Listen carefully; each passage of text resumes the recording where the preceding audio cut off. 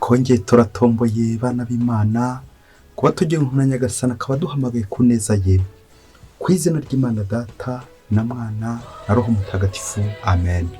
Amahoro bana b'Imana, nimuhumure, Imana iradukunda, iraduhamagaye kugira ngo idukize kuri uyu wa mbere w'icyumweru cya 20 gisanzwe, tariki 17 Kanama 2026. Twakire neza ijambo ry'Imana. Isomo rya mbere ni mu gitabo cy'umuhanuzi Ezekiyeli, umutwe wa 24 umurongo 15 kugeza ku 24. Uhoraho ambwirira ijambo ati: mwana w'umuntu, dore ngiye kukugwa gitumo, uhambura ushimishaga amaso yawe, ariko rero ntuzaboroge, ntuzarire cyangwa usuke amarira. Uzaganye bucece, ntuzajye mu cyunamo nk'uwapfushije, ahubwo uzatamirize igitambaro cyawe mu mutwe, wambare inkweto zawe mu birenge, ntuzipfuke ubwanwa, kandi ntuzarye umugati uzaniwe n'abaturanyi. Nabwiraga rubanda mu gitondo, nuko nimugoroba umugore wanjye arapfa, maze bukeye bw'uwo munsi bigenza uko nari nategetswe. Nuko rubanda barambaza bati: mbese ntiwadusobanurira icyo ibyo ukora bishaka kuvuga?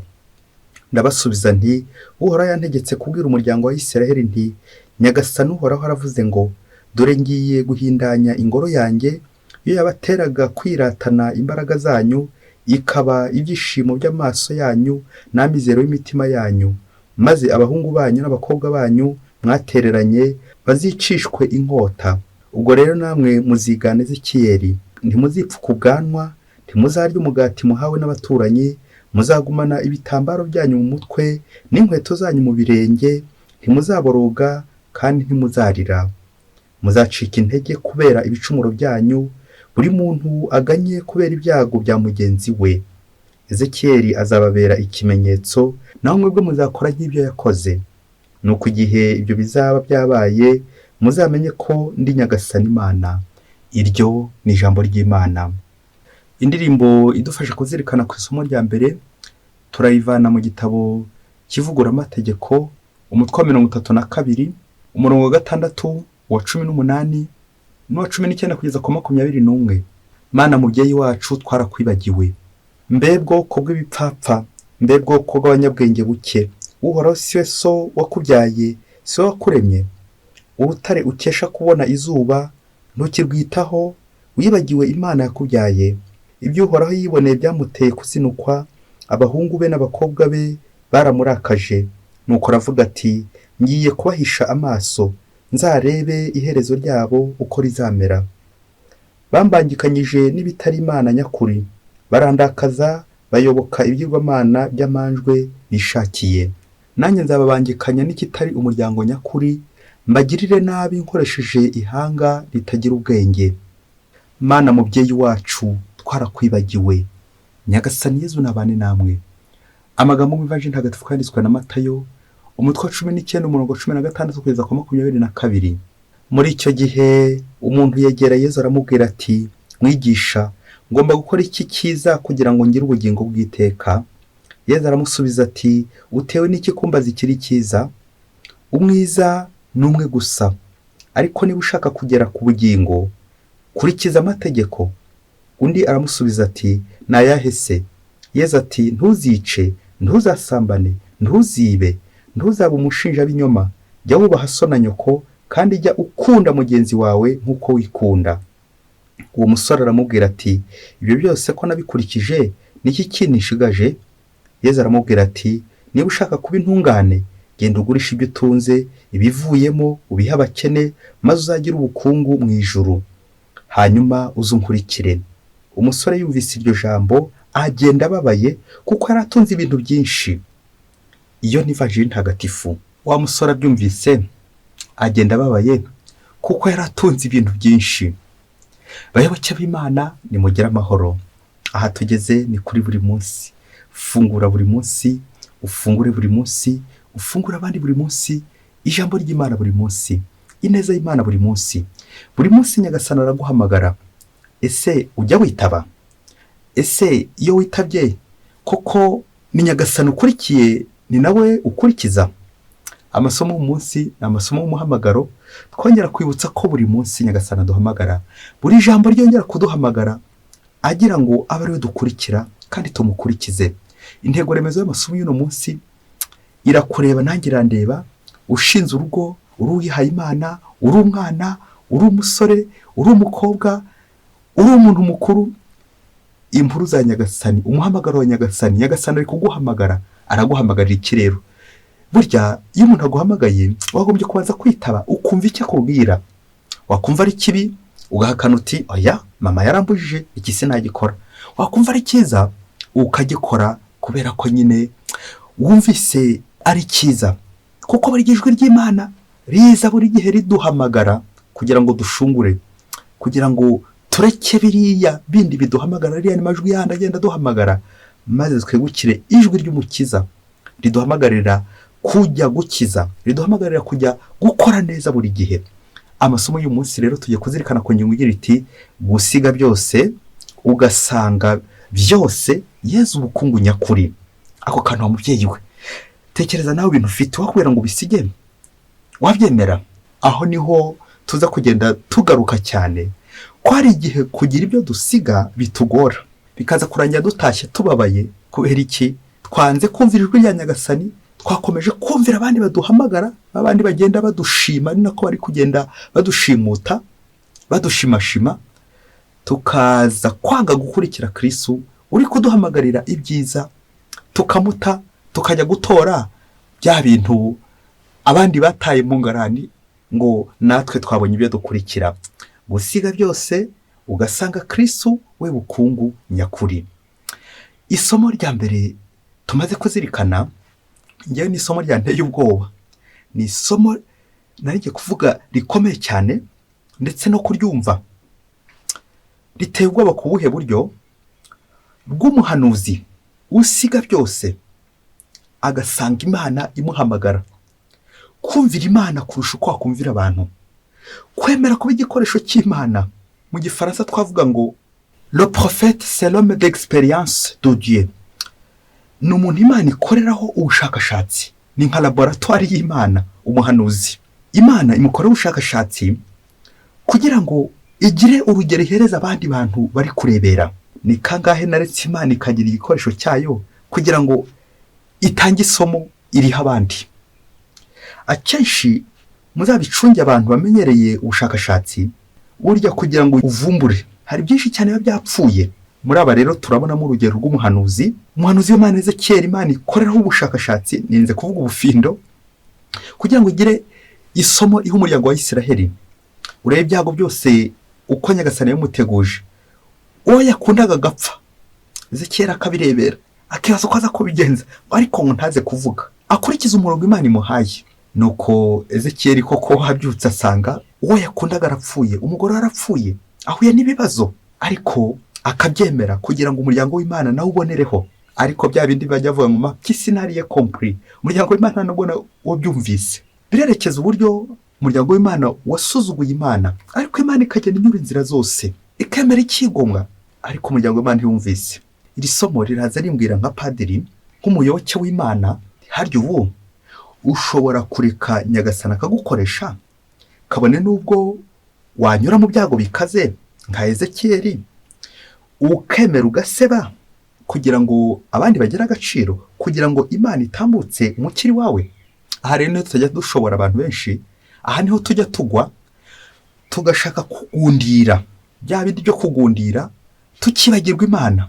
Nk'uko iyi ndirimbo yikirije iri somo yageraga iti Mana mubyeyi wacu twarakwibagiwe, amen amen. Uyu ni umuryango w'Imana wibagiwe Imana, wohotse ku bigirwamana, wasabiriye ibintu, usiga Imana we bukungu nyakuri. Ngaho tujya tugwa benshi, twanga kurekura icyubahiro cyacu, ahubwo tugatinyuka Imana, tukanga kumvira Imana. Iri somo rya mbere rirahamagarira irya kabiri, ariyo vanjiri. Yezu agirana ikiganiro n'uyu musore w'umukungu wari uje kumureba, ati ngomba gukora iki kugira ngo mbone ubugingo bw'iteka? Iki ni ikibazo buri wese yagombye kujya yibaza, ati ni iki bundi nsigaje kugira ngo mbone ijuru? Ese urumva wararangije gukora ibyo ugomba gukora byose kugira ngo wakire ingoma y'ijuru? Ni icyo usigaje? icyo usigaye ni ikihe? Ikigaragara uyu musore yuje amategeko yose, iby'inyuma arabyujuje, ariko Yezu araza kumubwira ati hari akandi gasigaye, hari akandi gasigaye. Ako gasigaye rero niko gakomeye cyane, wowe wibwira ko kadakomeye. Yezu aramubwira ikintu gikomeye kiza kumuganisha ku butungane, gutondagura inshinga 5. Ati izi nshinga 5 nuzitondagura neza utazitondagiye, uri bugire ubugingo bw'iteka, ntacyo uzaba ugisigaje. Inshinga ya mbere, genda. Iya kabiri, ugurishe ibyo utunze. Iya gatatu, ubihe, gutanga, ubihe abakene. Iya kane, ugaruke. Iya gatanu, maze unkurikire. Va, vendre, donner, revenir et suivre. Izo nshinga bavuga ko uyu musore yarigendeye ngo kugira ngo azitondagure neza uko Yezu abimubwiye, aragenda ahubwo arazitondagira ngo yibikiramo agashinga kamwe gusa. Umushinga nyine urabyumva, ngo yaragiye ajya guca umuti yomperezayo, ntiyongeye kugaruka. Rero nk'ingaruka mbi agira ni uko nyine atahababaye. Ngo kubera icyo atahababaye? Ngo kuko yaratunze ibintu byinshi. Ahantu duhatinde bwa gatatu gato cyane, kuki yatashye ababaye? Ibintu byinshi se uratekereza ko ari bihe? Ushobora gutekereza amamodoka, imitungo, amafaranga, ibibanza, amakonti apfiningiye. Aha, ubukire yarafite byatumye agenda ababaye, kubera ko ubukire Yezu yashakaga kumwereka ubukire bw'imbere, umutima, ubutungane. Nta kindi twabyerekezaho usibye ibyaha. Yarafite ibyaha byinshi akanga kubirekura. Natwe bijya bitubaho, iyi ngeso mbi tujya twanga kuyirekura, nuko tugataha tubabaye, tukajya gusenga, tukajya mu kiliziya, tukajya kwa Yezu tugasingiza Imana, ariko tukaza gutaha tubabaye. Kubera iki? Twanze kuva ku izima, twanze kurekura, twanze kuva ku kacu, turasubira ku mahezi nk'imbwa. Umubyeyi yumva aka kantu, twakomeje gusabira ingeso mbi, dusiga Kristo. Ngo ububabare, ububihe, kuviramo imbere. Kubera iki? Dukurikiye ibintu, dukurikiye n'abantu, ariko Kristo we ntabwo tumukurikiye. Ntabwo tuzabura gutaha tubabaye. Naho ngero urebe, ushobora kuba urimo wakurikiye Kristo, ariko buri gihe ugahora ukambye agahanga, ugahora mu gahinda, ugahora uganya, ugahora imbere uri kuviramo imbere, waraviriyemo imbere. Ikibazo ufite nuko wabeshye Kristo ko umukurikiye, ariko ntabwo ari ukurikiye nyirizina, wakurikiye ibintu ndetse n'abantu. Kristo we umuha umwanya w'inyuma. Uraza gusanga iri somo rya mbere rigufata nawe ko utari homme d'experience, ko utareka Nyagasani ngo agukoreshe, ahubwo ibintu biragukoresha n'abantu bakagukoresha. Nuko ukaza kugira gute? Ukaza gutaha nawe ubabaye. Ngo uyu musore w'umukungu aramurikira ubuzima bwanjye n'ubwanjye. Turebe impamvu tuva kwa Yezu tubabaye, nuko akenshi twanze kwihana, twanze kwisubiraho, twanze kureka ya ngeso mbi. Nibyo bizarangira nyine dutashye tubabaye. Mubyeyi, ngiye kuguha umugani, ariko umugani urakomeye, uraza kugufasha kongera gutekereza ku buzima bwawe nawe hamwe na Kristo. Nk'uyu mukungu uza kubaza Yezu, nawe igisubizo Yezu aguha ucyakire neza. Akenshi tujya twakira ibisubizo bya Yezu, na niyo mpamvu nyine dutaha tubabaye. Uyu mugani ushobora kuba warawumvise, wongera uwumve. Ushobora kuba urwa mbere uwumvise, wumva n'ubushishozi bukomeye cyane. Dore ko umugani ugana kariho. Umunsi umwe ngo umusore bishoke ko yararangije kwiga, automobile, uburyo bwo gutwara ibinyabiziga, imodoka. Hanyuma aza kubura akazi, ariko akagira bagenzi be bajya bamurobesha ati ngwino ujya gukora ikirakabunyanaka.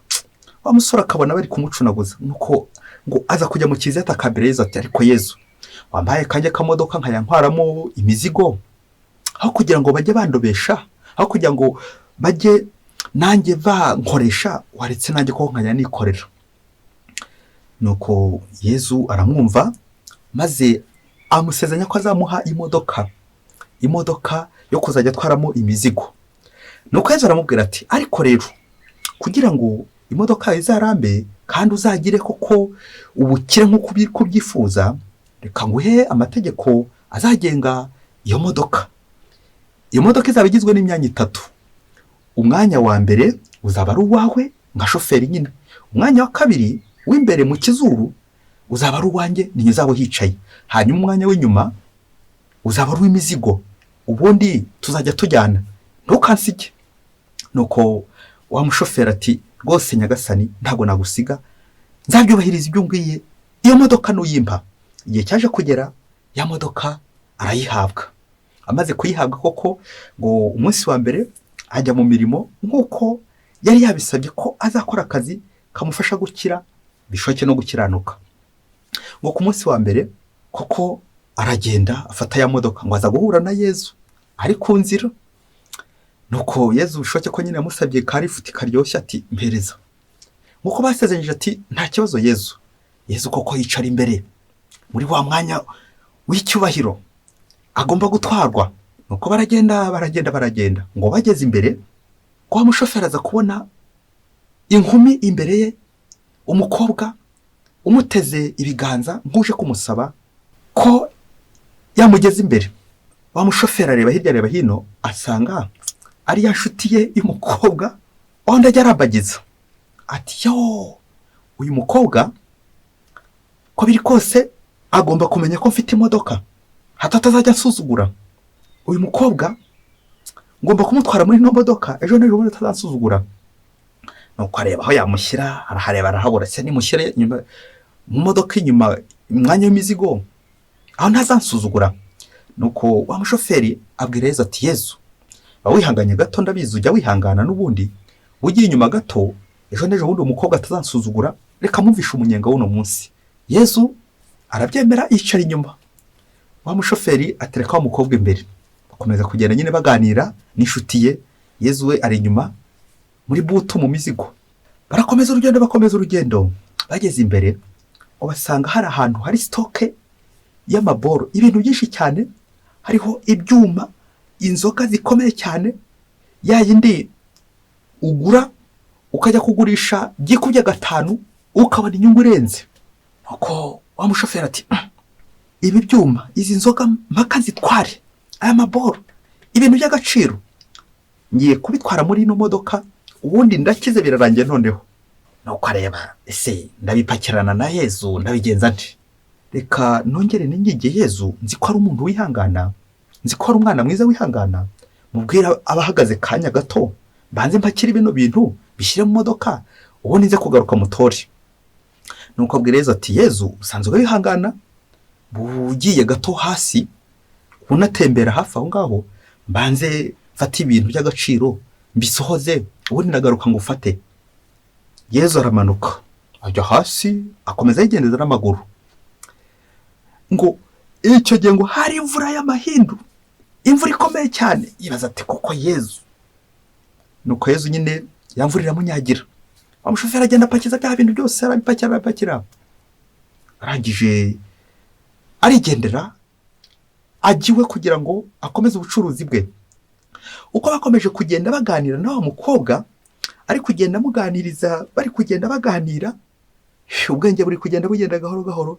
Ntiyamenye igihe yakoreye impanuka no mu mukingo ngo pa ya modoka ibi bushingwe. Sinza kwirirwa nkubwira uburyo nawe yabaye ubushingwe na wa mukobwa, bya bintu byose ntabwo ari byo nshaka kukubwira, ariko ni kwifuza kukubwira kugaruka inyuma, ko atongeye kugaruka kureba Yezu, yamusize imvura iri kumunyagira n'ibindi byinshi cyane. Nuko agera gute, agenda wenyine. None dore ari ya modoka arayibuze, nawe ubwe bishoboke ko nawe yibuze, ntabyo nshaka kuza guhita nkubwira.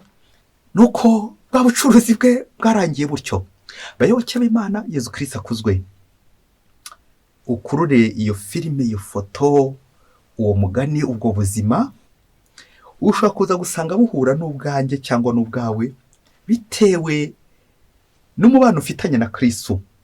Umubano ufitanye na Kristo wasanga uri w'icyamango, twabugereranya n'urwo rugendo rw'iyo modoka, ibyo dusaba Imana byose, umuhamagaro wawe, ese uracyari kumwe na Kristo cyangwa mutaye ku nzira, wifatira abantu, wifatira ibintu, Kristo umusiga ku nzira ari kunyagirwa n'imvura? Yibaze nanjye nibaze. Reka dusoreze ku bintu bitatu biza kugukebura nawe uno munsi, hato utaza gutera uriya mukungu ibuye, uriya mushoferi ibuye, ahubwo umenye ko rero Nyagasani ari kubwira ni njyewe. Icya mbere, ikosa rya mbere tujya dukora hano ku isi, ni ukurarikira abantu, irari ry'abantu kurusha ubuntu bw'Imana, kurusha Kristo. Umuntu yaza, umukobwa mwiza, wisize ibirungo, umusore mwiza, ugatana urwo wari wambaye. Tukarangwa cyane cyane no kurarikira ibintu, irari ry'ibintu, ibintu bya mirenge, ibintu by'agaciro, tukaza guta isaro ry'agaciro Yezu Kristu we rukungu nyakuri. Ukurure nawe iyo foto, kurarikira ibintu, kurarikira n'abantu, ariko ntuzigere mugira inyota y'iby'ijuru, y'ibintu, y'ubuntu bw'Imana. Icya kabiri tuza gushishozaho, kuri ino si dukataje mu bukire bw'isi, kugura imodoka ahenze, indege zihenze, ibintu bihenze by'agatangaza. Ariko ujye wibuka wa mugani ugira uti nta bukire bwo mu mazuru, urakira ukaza kwibagirwa gukinga. Iby'ijuru iby'Imana ntabwo bikureba. Nawe uri umuryango w'Imana. Twumvise mu isomo rya mbere, wibagiwe Imana, wataye Imana, nuko ugatora ibintu, ibigirwamana n'ibintu byinshi cyane bikubuza kwegera Imana. None Imana yo warayitaye. Guta Kristu ugatora Sekibi. Mbega. Icya gatatu ni umwitozo tuza gusorezaho twese uno munsi, kandi urakoreba ntange urandeba. Icya mbere uze gukora simple calcul y'amasaha 24 buri wese agira ku munsi. Harimo amasaha ya business, ibyo ukora, imirimo yawe, byinshi cyane ujya wirukamo. Harimo amasaha ngahe y'igitaramo uhereza abantu, utaramana n'abantu, amasaha y'ikabare, amasaha y'ibitaramo, amasaha uhereza inshuti. Hanyuma gatatu uraza gusanga watsinzwe amasaha uhereza chapelle, kiliziya, isengesho. Ntabwo navuze amasaha nako iminota kuko nanibeshye. Iminota nirinze kuvuga n'amasegonda uko nawe byabaho, cyangwa nta n'isegonda nimwe uha chapelle, uha kiliziya, uha iby'Imana, uyisengesho. Kandi byaba warangiza ukaririmba ya ndirimbo tim nakweguriye byose Nyagasani, ndakwitabye karame Nyagasani, nduwawe Nyagasani, nakwihaye wese Nyagasani, waranyitoreye Nyagasani, Yesu nduwawe. Padiri Marcel, frere. Wihaye ijipo, wihaye costume, wihaye kabare, wihaye inzoga, wihaye ibitaramo, wihaye abagore, wihaye abagabo. Warangiza ngo wihaye Yesu, wihaye Kristo gahe. Wasize Kristo usabira Sekibi, none warangiza ngo uri mu murongo, uri umuntu w'Imana. Nawe nanjye tumeze nk'uyu mukungu, twakirere iki gisubizo cya Yesu, ejo natwe tuzajya dutaha tubabaye. Ngubwo ubuzima abantu benshi turimo bw'akababaro, agahinda, kuviramo imbere. Kubera iki? Uw'ingenzi ntabwo tumuzi, ni Kristo we shingiro ry'ubuzima bwacu. Uwo niyo twataye, dutora, nanjye kuvuga amashashi, dutora ibintu byose bibi, ingeso mbi, we turamuyibagirwa. None se waba urute kubabara? Uyu mwitozo uze kuwukora utihenze, maze ureke Nyagasani akwigarurire, nibwo uzabaho wishimye kubera impuhwe z'Imana. Mwese Imana ibahe umugisha. Imana Data na Mwana na Roho Mutagatifu. Amen. Padiri Masumbuko Ladislas wa Diyosezi ya Cyangugu.